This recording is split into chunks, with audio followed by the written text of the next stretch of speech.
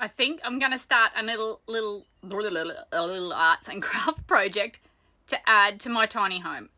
If you've been here for the last few months, you've seen while I've parked up, I've been tackling some little creative jobs, but let me flip the camera around and show you my little project wall at the moment. So I've started making a little wall with these frames where I put some of my drawings and my abalone shells and a watercolor painting, and I'm thinking that I'll extend it all the way down there to add some pizzazz to my backsplash. I've got my little bunch of flowers here as well that Tom picked for me. They're just magnetically clipped to that strip, so that works as well.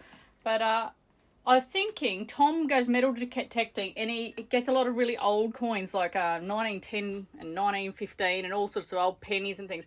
So I'm thinking I might paint a backboard black like this, and then they don't have a lot of value. They're like worth $5 each or whatever. So I thought I might polish them and then glue them over a black backboard and make them all shiny, and then put that like there, and then that'll be something to do with his little coins that he finds. But I'll add it to add the steps, I guess, to this playlist, and we'll see if it works out or not.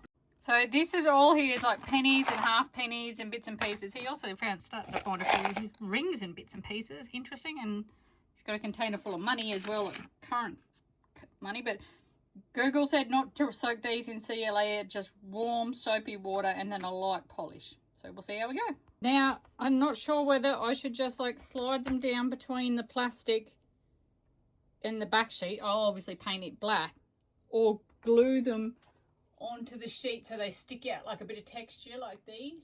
It would definitely damage the coin less if I just slid them down in there. But then they'd move around. I think I'm okay with that. And then you could just add to it over time.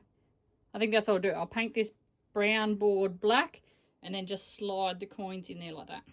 While I was rabbiting around looking for my Dremel, I remembered I have like a box of opals and pretty shells and pretty rocks from all over. So maybe I should cut some of them into like slices and put them on a frame too. That might look cool. But yeah, lots of pretty rocks in a box that I just remembered we have. So now I've painted the backing board out of the frame, and I've left it all textured because I want it to be like nice shiny coins picking up against the texture. And that's the same paint as we paint the walls of the truck, so it should all blend in a little bit.